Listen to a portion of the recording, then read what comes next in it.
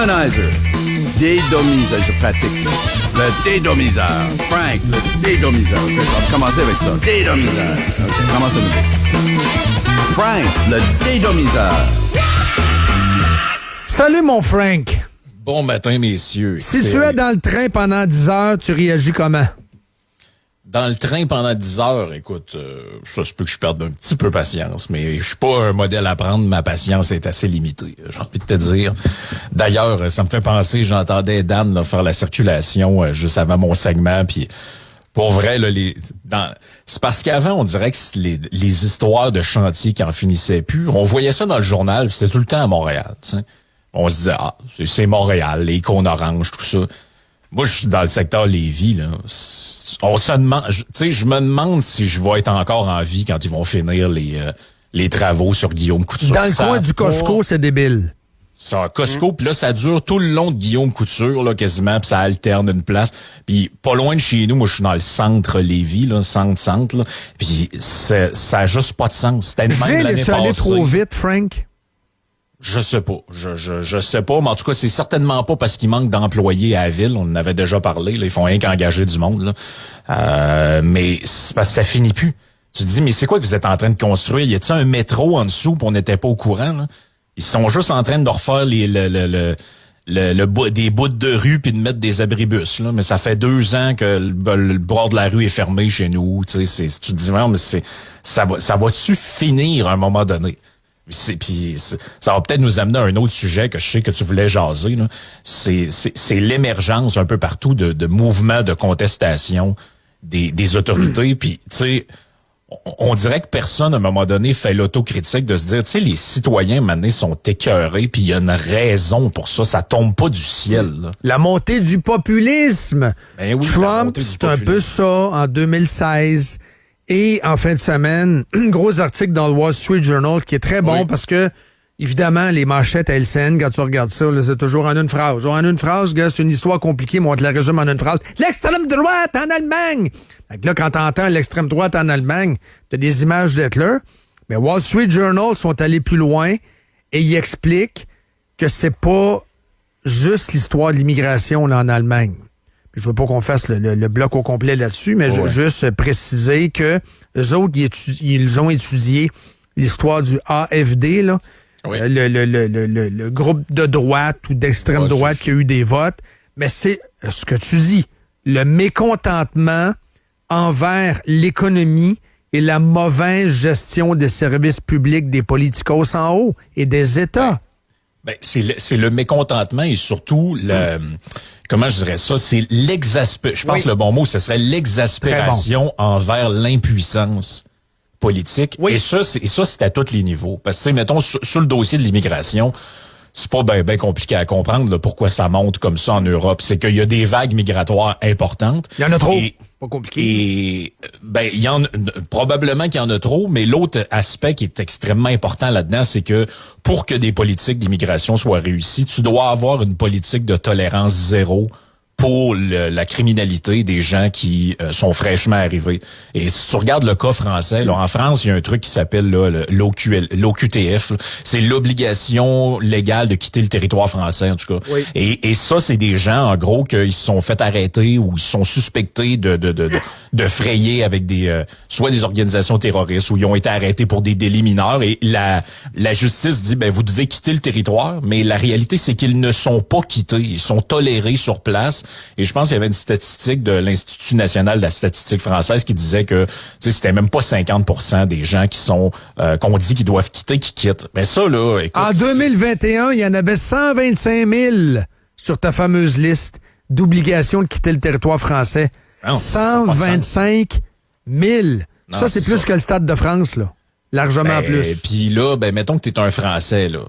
Toi, tu regardes ça, tu te dis, c'est parce que moi, si mon fils, il vole un dépanneur, il s'en va en tôle, mais si c'est quelqu'un qui arrive d'un flux de migrants, qui est semi-réfugié, lui, on lui dit qu'il faut qu'il parte, mais finalement, il part pas. Il est où? Il est dans le métro, on sait pas trop ce qu'il fait, va-tu, tu sais. C'est ça qui puis tu sais c'est parce qu'on parle toujours du populisme. Premièrement, on mélange tout là-dedans là, tu sais, alternative pour l'Allemagne, l'AFD, Alternative for Deutschland, ce serait la même chose que le Rassemblement national, ce serait la même chose que Nigel Farage, ce serait la même chose que Trump, la même chose que Poilievre. Tout le monde dans la même soupe. Maintenant, on va se calmer les nerfs, là. Je veux dire, faut décortiquer les choses, faut apprendre à analyser. Est-ce que ces mouvances politiques-là ont en commun d'être du populisme? Ben, tu sais, ça dépend. Moi, comment est-ce qu'on définit populisme? Est-ce que promettre des lunchs gratuits dans les écoles, c'est du populisme? Ben oui. Tant qu'à moi, ça en est, là. Et faire des élections en disant au monde, si vous nous élisez, on va vous ramancher les dents dans la bouche. Moi, je pense que c'est du populisme. Ben oui, de gauche. C'est faire des lunchs dans les écoles, c'est du populisme. Eh oui. Moi, de gauche. Si vous votez pour nous, on vous envoie un chèque de 500$. Moi, je pense que c'est du populisme. C'est pas le temps, là. Mais après ça, c'est drôle parce que populisme, vous regarderez, ça populisme, désigne toujours la droite. J'ai dans mon radar à populisme un vaccin à hot dog. Ouais, c'est ça. Hey, oui. Ça, c'était l'extrémisme du populisme sanitaire. Un vaccin hot dog, on l'a vécu, là. Ben oui, on l'a vécu. Puis si vous votez pour nous, on va vous arranger vos trucs, ça va être juste en français. OK. C'est pas mal du populisme, là, aussi. Là. Oui. Les bien fondés économiques de traduire les pitons de la laveuse, de la sécheuse, pas sûr qu'il y a des grosses études là-dessus. Là. D'après moi, c'est pas mal. Il n'y a pas de science? D'après moi, il n'y a pas beaucoup de science en arrière de ça. Là. Mais la science culinaire. C'est de la science culinaire, c'est ça. Mais de trouver que c'est péjoratif, le populisme, c'est un trait manque de respect envers le peuple. Ben, c'est de l'élitisme. Exactement.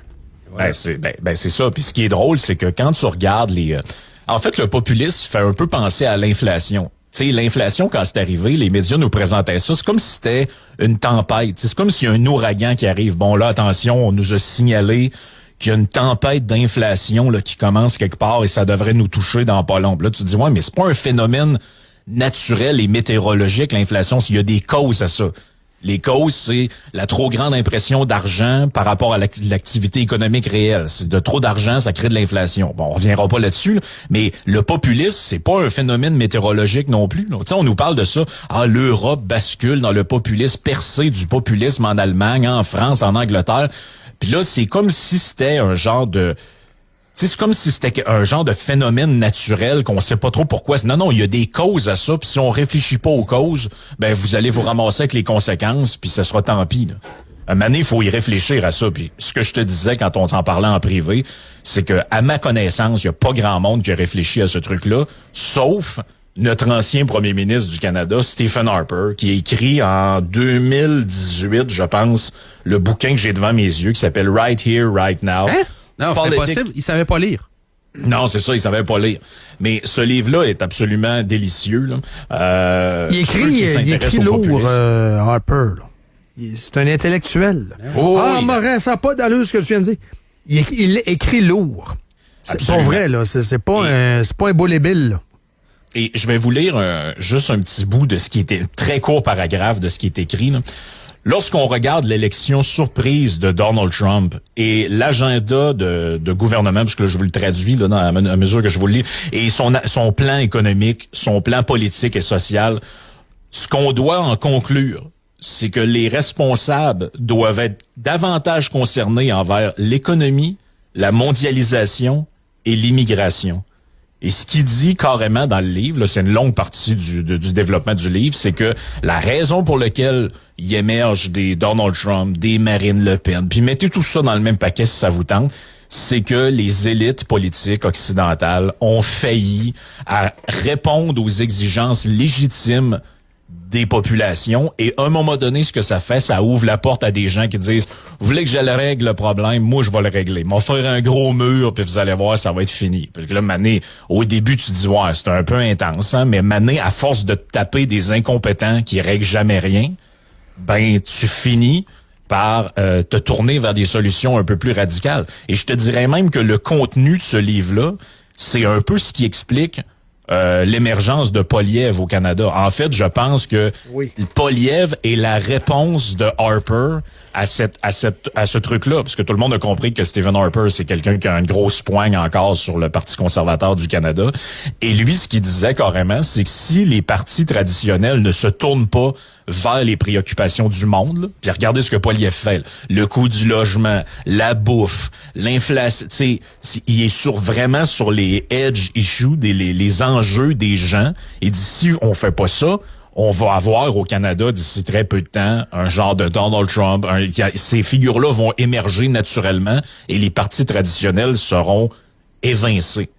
Ben là, je sais pas, là, on peut dire que c'est un abruti si on l'aime pas, tout ça, là, mais je pense qu'en termes d'analyse politique et métapolitique, là, Stephen Harper, c'est peut-être lui qui a le mieux expliqué c'est quoi qui se passait dans notre société puis dans l'Occident en général. Puis les médias regardent ça passer comme un chevreuil dans le chemin, ils sont comme il y a du populisme là, ben ça doit être les populations sont rendues folles puis intolérantes. Ouais, je suis pas sûr que c'est de même que ça marche, moi. Petit aparté sur Poilievre ce matin, hein, José Legault, l'énigme Pierre Poilievre. Guillaume Saint-Pierre, les lumières jaunes devant Pierre Poilievre, toute la fin de semaine. Pierre Poilievre ci, Pierre Poilievre ça. Oh ouais. Et vous avez un portrait idyllique et dithyrambique de PSPP dans l'actualité. Et il y a une belle couverture. Il y aura toujours une belle couverture dans les médias de Québécois sur PSPP. Un aparté, là, oui, campagne de salissage sur Poilievre, mais campagne d'avant-match référendaire, où on va beurrer Poilievre, capitaine Canada, bien comme faut, et on va s'organiser pour faire élire PSPP qui mène dans les sondages. On vit actuellement la pré-campagne référendaire. Vous trouvez que je suis en avance sur mon temps? Oui, peut-être. Mais savez-vous quoi? J'ai raison. J'ai raison parce que c'est ça qu'on va vivre. C'est ça qu'on va le vivre. Ah non, moi, j'avais pas de référendum. Non! Si t'élis le PQ, parce que là, tu t'en vas vers ça, là, bon, ben, colonel populisme, là, gras bon sang, ben, c'est lui, le capitaine Canada, mais on va s'organiser pour le salir pour que le oui passe. Fait que, tu sais, la campagne de salissage, Poilievre, c'est une campagne de salissage pré-référendaire. Je suis peut-être en avance sur mon temps. On s'en parle dans 2-3 ans. Ben, c'est sûr. En plus, moi, ce qui me fait, t'as absolument raison, mais moi, ce qui me dérange le plus là-dedans, ça me dérange pas tant que ça, puis ça me surprend pas non plus, mais tu sais, c'est le fait que on n'est jamais il y a rien qui a rapport au fond. On parle jamais des idées, on parle jamais. C'est toujours les mêmes platitudes. Comme aux États-Unis. Il s'est acheté un sandwich avec du Bitcoin, il aime le Bitcoin. OK, parfait. Ça, c'est quoi, à cette heure, les gens qui aiment le Bitcoin, faut les mettre en prison ou quoi, là? C'est quoi le point en arrêt de... il a mis un chandail serré puis il a enlevé ses lunettes. C'est drôle, hein? C'est comme si c'était Poilievre qui avait inventé l'idée que les politiciens y amélioraient leur image puis essayaient de jouer avec leur image. Tu sais, je veux dire, on a un premier ministre au Québec là que il y avait zéro l'image d'un gars qui était intellectuel et lettré. Tout d'un coup, un coup qui est élu, à tous les jours, il nous dit qu'il a lu le dernier livre de Marie-Antoinette de l'île aux grues. Toutes des livres plates. C'est ça, l'histoire, c'est l'histoire de Marie-Antoinette à l'île aux grues. Elle faisait des galettes à Amlas, puis elle a rencontré son mari quelque part. Puis toutes des histoires poches. Toutes des histoires, ouais, mais le but de ça, c'est quoi? C'est de montrer au milieu artistique que regardez, notre bon premier ministre, il aime la lecture, il aime les livres. Et ironie du sort, le seul livre qu'il a écrit, il l'a pas mis en application, il a fait le contraire. Ouais. Ouais, c'est ça. Peut-être qu'il devrait le relire ou le lire, on le sait pas trop, là. Mais puis tu sais, rappelez-vous quand il y a eu le débat des chefs qui est arrivé comme par hasard avec des lunettes. On n'avait jamais vu que des lunettes de notre vie. Il arrive avec des genres de petites lunettes à la John Lennon. Personne n'a parlé de ça, là, que c'était une opération de relooking pour avoir l'air plus posé. Puis non, je veux dire. Ils ont changé le look à Pauline Marois, aussi tendu les cheveux à Jean-François Lisée. Tu sais, c'est vieux comme le monde. Ils ont fait, remember, ils ont défrisé Jean Charest. C'est arrivé, ça. C'était pas beau, hein? Ils l'ont refrisé par... ils ont juste dit à Jean, va-t'en dans la douche, là. Laisse ça sécher naturel. Ouais, c'est ça, laisse ça sécher naturel. Michou avait tort. Ouais, ils l'ont défrisé un bout. Ça avait ni queue ni tête, cette affaire-là, c'était pas beau. Mais c'est toujours, puis t'as raison de faire la comparatif aux États-Unis, parce que tu regardes ça, puis tu sais, mettons qu'on demande aux gens, c'est quoi les 5 propositions phares? Mettons, 5, c'est un peu fort, mettons 3. C'est quoi les 3 propositions phares de Kamala Harris ou Donald Trump? Moi, je pense que c'est la vaste majorité des gens, même moi, je suis comme, ouais, attends un peu, faut que j'y pense 2 secondes, parce qu'il y a tellement pas d'idées dans cette campagne-là. C'est tellement n'importe quoi. Puis tu sais, avant, on riait un peu de la politique américaine en disant, ouais, c'est un peu de n'importe quoi, mais c'est rendu de même chez nous aussi. C'est ça l'affaire. Exact. On pensait que c'était comme une forme un peu dégénérée de la politique. Finalement, c'était notre avenir. Exact. Frank, extraordinaire. Quelle belle entrée en matière en cette belle semaine courte. Une semaine de péquistes. Péquiste. Salut, ben. Salut. Salut. Frank, le dédomiseur.